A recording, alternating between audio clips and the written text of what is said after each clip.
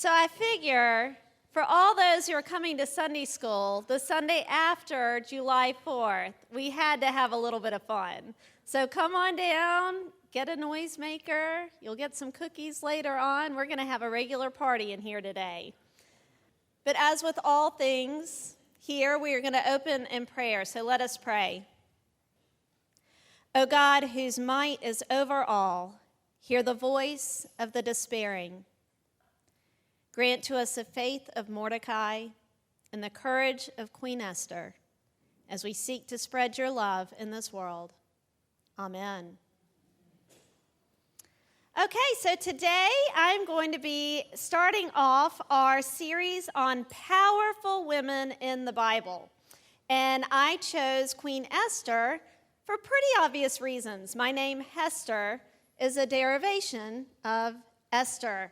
And I come from a long line of Hesters. I think a lot of you all know this at this point, but I'm Hester, my mom's Cornelia, her mom's Hester, her mom's Cornelia, all the way down to the youngest Cornelia, and we go back 11 generations. So Queen Esther means a lot to me, but I will admit that I didn't know a whole lot about Esther until I decided to dive more deeply into the book of Esther in my Old Testament class. Now, I am a very slow reader, so I love short books of the Bible, and Esther is one of those. It's a very doable book of the Bible because, you always start off saying, I want to read the entire Bible, front to back, and you get into Genesis, and Genesis keeps going and going and going, and before you know it, you've given up. So I kind of ended up skipping around in the Bible and finding all those shorter books I could knock out in a day, and Esther is one of those. But I'm not the only one who loves Esther. Esther is a wonderful, wonderful book for, hello, Esther! Yay! Our guest of honor today. How fun. We've got an Esther and a Hester. It's a wonderful, warm welcome to Holy Communion. So Esther, the wonderful thing about the book of Esther, it is perfect for a movie or a book. You've got bad guys, you've got warfare, you've got the pretty young maiden, you've got lots of scheming behind the scenes, things like that. So it really is the stuff that movies are made of and books are made of. And so I just pulled up a few of them. Also, Esther is, the other name is Hadassah. And Sonny, you were telling me something about the name Hadassah. What were you telling me last week about that? The Jewish women's organization that changed the world, Hadassah. So I am going to use the anglicized version of all the names because that's what I grew up hearing, and so it's what I think of when I hear this. But you can hear alternate names or alternate pronunciations of all of these names because just as Sandy did the class on translations of the Bible, you can have many different translations, and the way that people translate names might be different. The way they say the names might be different. I'm going to use what you would typically hear in America. But Haman is sometimes Haman, Esther, Hadassah. You can have lots of different pronunciations. So if you've heard a different one, I think King Ahasuerus is also Xerxes. Just think about the fact that they're all the same people, even if you've heard them pronounced or said differently. And that happens a lot of time in the Old Testament because, again, we're going from Hebrew into English by the time we get the story. So just a little background on the book of Esther. Esther is one of the Old Testament Hebrew scriptures. It's found between Nehemiah and Job in the Old Testament. If you're like me, I had to put those little Bible tabs on my whole Bible so that I could flip to things kind of quickly. But if you're looking for Esther between Nehemiah and Job, the funniest thing about Esther is that it's the only book in the Bible in which God is not named. God is not mentioned. God is not talked about at all. And for this reason, there were many times that Esther was almost thrown out of the canonical books. But because, and we'll talk about this later, because a large piece of the Jewish history is found in the book of Esther, it stayed in the Bible. So we're going to talk a little bit more about why God is never mentioned in the book of Esther. But I would like to suggest that God is very much present through all that is happening. It tells a piece of the history of Israel, and we're going to talk about that because one of their major festivals is centered around the book of Esther.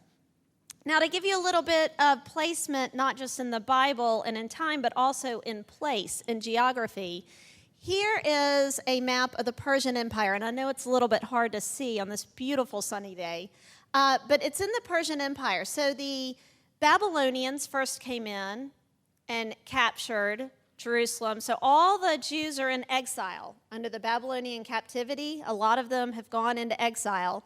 And then after that, the Persians come in and capture the Babylonians. So now we're in the Persian Empire, in which the Jews are still very much in exile. Some have returned, some are still in exile. This is a group that is living in the capital, Susa or Shushan, in the Persian Empire. So right there in the middle of the Persian Empire. And that is where we can place Esther as one of the Jews living in the capital of the Persian Empire, very much in exile from their homeland. They are not being openly persecuted at this point. They are being allowed to kind of exist below the radar. But that is soon going to kind of bubble up and come to a head. And the festival of Purim is the festival in the Jewish tradition that is celebrated because Queen Esther has delivered her people when they try to exterminate them. So I'm just going to give you a brief overview of Esther. There's a king named Ahasuerus. That's kind of a mouthful. Ahasuerus. And he is a king of great abundance. He throws enormous festivals that last for months on end. And these are, as I said, the stuff of movies. They are drunken feasts and everything you can imagine happening bad. Picture like a fraternity party on steroids, and that is King Ahasuerus. And he, at the end of one of these drunken feasts, sends for his wife, the Queen Vashti. And the Queen Vashti very wisely says, no, I don't think I want to be brought into this scene. Nothing good is going to come of this for me. So she refuses. Now, of course, the king says, if I let her get away with this, all women are going to stand up against their husbands, and then, well, forget it. The world is ending. So he sends out a decree that all women are to be held subservient to their husbands. The husbands are the rulers of the house, and he is banishing Queen Vashti and calling for a new queen. So at this point, it's kind of like a Disney movie. All the young maidens are lined up and paraded before the king. All of the young maidens. So Esther is one of these maidens. She has been raised by her uncle Mordecai. They are Jewish, but as the story goes, she can pass for Persian. So she is the one maiden of all of them selected by the king to be his new queen. So Esther is brought into the palace, and King Ahasuerus is happy. The kingdom moves on, and all of this is happening right as Ahasuerus is also elevating this advisor or person in his court named Haman. Now, Haman is the villain of the story, and Haman is such an ego that he says, when I walk by, I want you to treat me like the king. I want everyone to bow down to me. Now, the Persians, afraid for their lives, and most of the Jews say, okay, you're pretty powerful. I'm going to bow down when you come by. Esther's uncle Mordecai says, no, I bow for the Lord alone. I am not bowing down to you, Haman. And this obviously infuriates Haman. So he is livid at this Jew named Mordecai who will not bow down to him because the nerve, right? So in the same time, Mordecai also overhears a plot of two of the eunuchs who are going to kill the king. And Mordecai sends word to Esther and saves the king's life. So Mordecai has become a hero to the king and an enemy of his right-hand man, Haman. So at this point, Haman has it out for Mordecai and is going to hang him on some gallows. He builds the gallows, says, I'm going to convince the king that this man needs to be hanged. Coincidentally, or not, the night before, King Ahasuerus cannot sleep and says, I want you all to read me the log of what's been going on in the kingdom. I mean, because what else do you do when you can't sleep? When you have insomnia, you say, oh, read me all that's happened in the past few days. So they start reading to him in this log of activity of the kingdom and happen to get to the story where Mordecai had saved him a little while back. And the king sits up in bed and says, well, have we honored this man? And the eunuch who's reading to him says, no, we have not honored him yet. We've done nothing but thank him. And he says, well, that is wrong. So Haman comes in the next morning, ready to ask the king to kill Mordecai. And instead, the king is talking to Haman and says, what would you do if you were the king and wanted to honor somebody? And Haman's thinking, well, obviously he wants to honor me. So I would parade him through the town on a horse. I would give him the finest robes. I would throw a party. I would give him a high office in the kingdom. And the king says, okay, wonderful, Haman. I want you to go find that man named Mordecai who saved my life. And I want you to honor him. You can see that this is taking a funny turn of events. So Haman has come in asking for Mordecai to be killed, and instead, he has now set up his very honoring. And we are going to read a little part of the book of Esther, because at this point, Mordecai has enraged Haman to the point that Haman says, I can't get back at him because he has the king's favor. But I can get back at his people.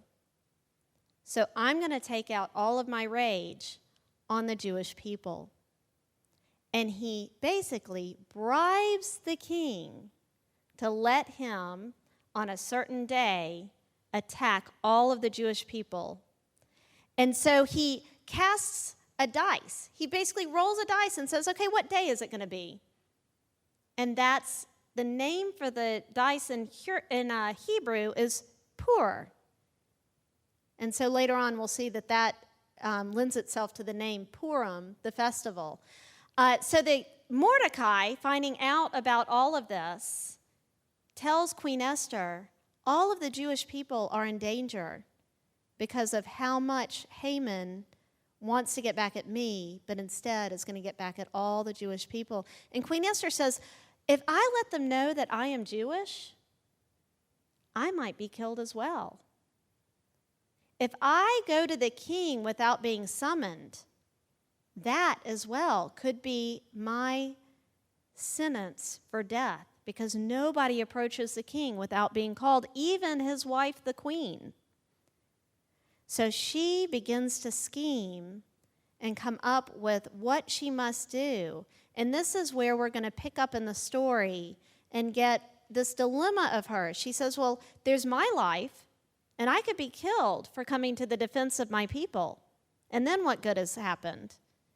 And then Mordecai is saying, but you can't be silent. You can't be silent and let this happen. These are your people. So here's where it gets fun.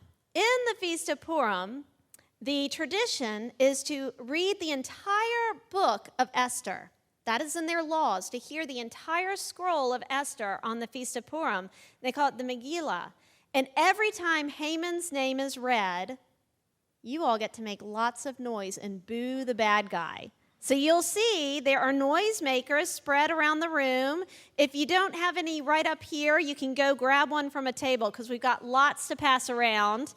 We've got noisemakers, and every time we get to Haman's name, I want y'all to go boo and shake your noisemakers. And that's what, it's almost like they call it the Jewish Mardi Gras. People will come in costume and read the book of Esther. And as they are reading in costume and they get to Haman's name, they do these loud noisemakers. So, a few of you all are going to be brave enough to read. And I would recommend that as you get to the name Haman, pause so that everyone can boo the bad guy.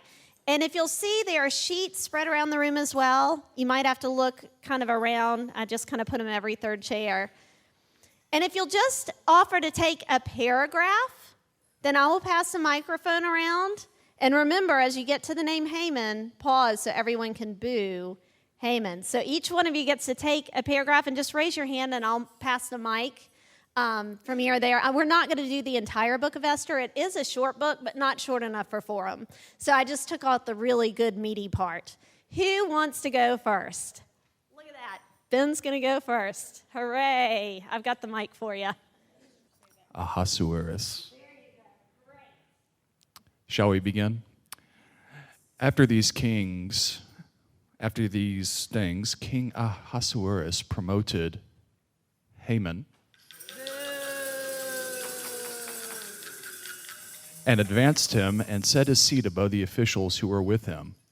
And all the king's servants who were at the king's gate bowed down and did obedience to Haman. For the king had so commanded concerning him. But Mordecai did not bow down or do obeisance. Then the king's servants who were at the king's gate said to Mordecai, "Why do you disobey the king's command?" When they spoke to him day after day, and he would not listen to them, they told Haman, in order to see whether Mordecai's words were available, for he had told them that he was a Jew. When Haman saw that Mordecai did not bow down or do obeisance to him, Haman was infuriated, but he thought it beneath him to lay hands on Mordecai alone. So having been told who Mordecai's people were, make it loud, Haman plotted to destroy all the Jews, the people of Mordecai, throughout the whole kingdom of Ahasuerus. In the first month, which is the month of Nisan, in the 12th year of King Ahasuerus, they cast Pur, which means the lot, before Haman for the day and for the month. And the lot fell on the 13th day of the 12th month, which is the month of Adar. Then Haman said to King Ahasuerus, "There is a certain people scattered and separated among the peoples in all the provinces of your kingdom. Their laws are different from those of other people, and they do not keep the king's laws, so that it is not appropriate for the king to tolerate them. If it pleases the king, let a decree be issued for their destruction. And I will pay 10,000 talents of silver into the hands of those who had charge of the king's business, so that they may put into the king's treasures." So the king took his signet ring from his hand, and he gave it to Haman, the enemy of the Jews. And the king said to Haman, "The money is given to you, and the people as well, to do with them as it seems good to you." Then the king's secretaries were summoned on the 13th day of the first month, and an edict, according to all that Haman commanded, was written to the king's satraps and to the governors over all the provinces and to the officials of all the peoples, to every province in its own script and every people in its own language. It was written in the name of King Ahasuerus and sealed with the king's ring. Letters were sent by couriers to all the king's provinces, giving orders to destroy, to kill, and to annihilate all Jews, young and old, women and children, in one day, the 13th day of the 12th month, which is the month of Adar, and to plunder their goods. A copy of the document was to be issued as a decree in every province by proclamation, calling on all the peoples to be ready for that day. The couriers went quickly by order of the king, and the decree was issued in the citadel of Susa. The king and Haman sat down to drink, but the city of Susa was thrown into confusion. Esther 4, Esther agrees to help the Jews.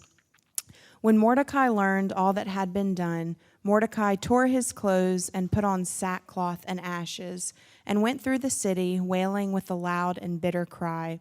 He went up to the entrance of the king's gate, for no one might enter the king's gate clothed with sackcloth. In every province, wherever the king's command and his decree came, there was great mourning among the Jews, with fasting and weeping and lamenting, and most of them lay in sackcloth and ashes. When Esther's maids and her eunuchs came and told her, the queen was deeply distressed. She sent garments to clothe Mordecai, so that he might take off his sackcloth, but he would not accept them. Then Esther called for Hathach, one of the king's eunuchs, who had been appointed to attend her, and ordered him to go to Mordecai to learn what was happening and why. Hathach went out to Mordecai in the open square of the city in front of the king's gate, and Mordecai told him all that had happened to him, and the exact sum of money that Haman had promised to pay unto the king's treasuries for the destruction of the Jews. Mordecai also gave him a copy of the written decree issued in Susa for their destruction, that he might show it to Esther, explain it to her, and charge her to go to the king to make supplication to him and entreat him for her people. Hathach went and told Esther what Mordecai had said. Then Esther spoke to Hathach and gave him a message for Mordecai, saying, all the king's servants and the peoples of the king's provinces know that if any man or woman goes to the king inside the inner court without being called, there is but one law. All alike are to be put to death. Only if the king holds out the golden scepter to someone may that person live. I myself have not been called to come in to the king for 30 days. When they told Mordecai what Esther had said, Mordecai told them to reply to Esther, do not think that in the king's palace you will escape any more than all the other Jews. For if you keep silence at such a time as this, relief and deliverance will rise for the Jews from another quarter, but you and your father's family will perish. Who knows? Perhaps you have come to royal dignity for just such a time as this. Then Esther said in reply to Mordecai, go gather all the Jews to be found in Susa, and hold a fast on my behalf, and neither eat nor drink for 3 days, night or day. I and my maids will also fast as you do. After that, I will go to the king, though it is against the law, and if I perish, I perish. Mordecai then went away and did everything as Esther had ordered him. So there you get the pivotal point in the story. Mordecai has told Esther through messengers about this plot to kill all of the Jewish people. And Esther says, but if I go to the king, I could be killed, for no one approaches the king without being summoned. And he says, but if you do not speak at a time such as this, what will happen to you and your people? So what does Esther do at that point as she's weighing all of this in her heart? What does she ask Mordecai to do on her behalf? Have everyone fast and pray for 3 days and nights. Esther has the humility to know she cannot do this on her own. She needs God's help, and she needs her people's help. So she asked them to pray with her for 3 days and nights before she goes to approach the king.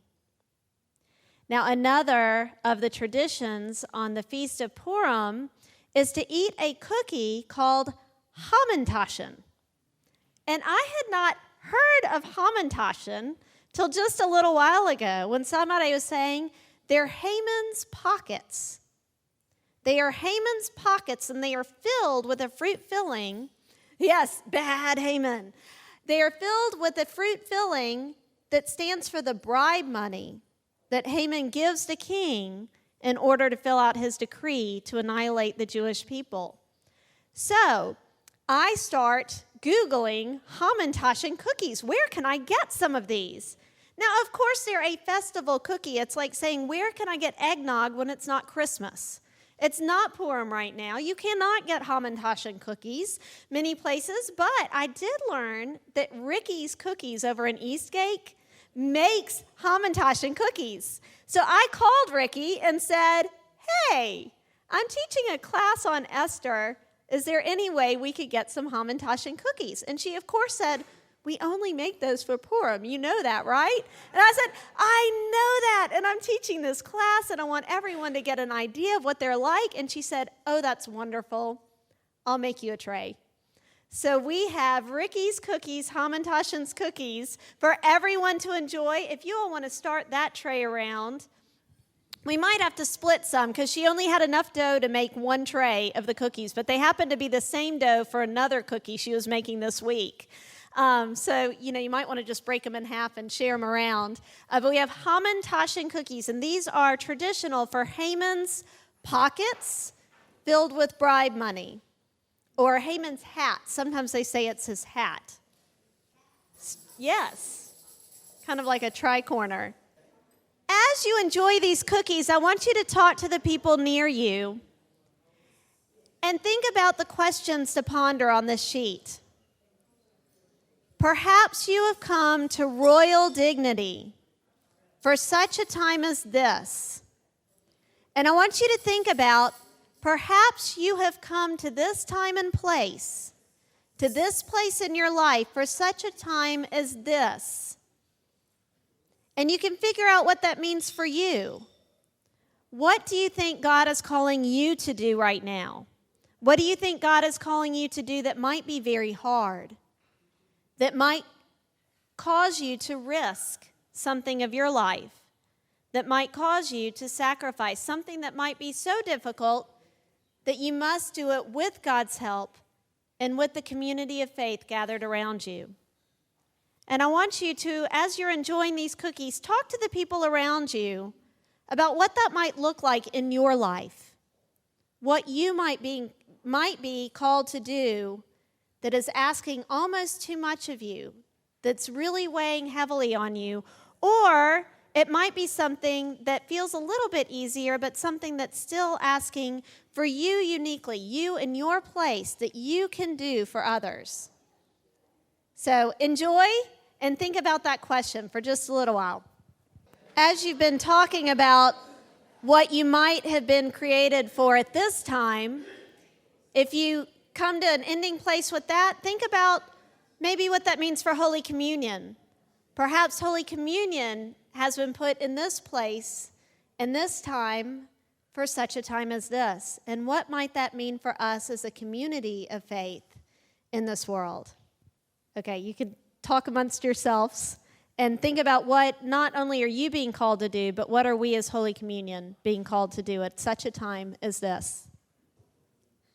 Okay, so I'm curious if anybody would like to share something that you thought about, something that is something you feel you're being called to at such a time as this, or something that you feel Holy Communion is being called to at such a time as this. What do you all talk about? That's wonderful. So Blair was saying that at this time of capital campaign and building and expanding, that perhaps we're being called to bring more people into the church to spread the good news and to really not just expand our buildings, but expand our reach. That's a unique to this time in this place in which we are called right now. Anyone else? We learned that, I guess, this week, vandals stole stuff from a Boys and Girls Club downtown, stole wiring, probably got a couple $100 and did a couple $100,000 in damage to a building they don't own. So we're going to try and, I think it's sort of the impetus to try and put some energy behind trying to help them have a place to go. So as we hear of a need in our community, being ones that can step in and help out. Jillian. How about taking more of a lead in dealing with LGBT issues? So being a voice in our city for those who could use a voice and use extra support and encouragement. Mm-hmm. Well, Bill brought up the fact that it's such a great time in the political climate that we're in to look to our neighbors who have been outcast, for example, in the Muslim community. And I think today's story about what was happening to the Jews is just a reminder that given the political climate right now, that this is a special calling for us to reach out and connect more with all our neighbors. Fairly white church in East Memphis, and we don't always get involved in other parts of our city that I think need our help and our friendship. And talking about such a time as this, we're nearing the 50th anniversary of Martin Luther King Jr.'s assassination here in Memphis, and you're going to be hearing a lot of things revolving around that. But we are in a special time and in a special place to be a voice for always being welcoming of the other, whether that's racial, whether it's religious, whether it's, just everything, that we can always make more room for people who might feel like they're in exile, might feel like they are not being treated as one of God's children. And I think that's a special calling for all of us to always look at people, especially those who are different from us, and say, that is a child of God, just as I am a child of God, and we have a lot to share with each other. Very much. Anything else about Esther, and before I kind of complete the story for us? Anything else that kind of came up in discussion or questions that you had?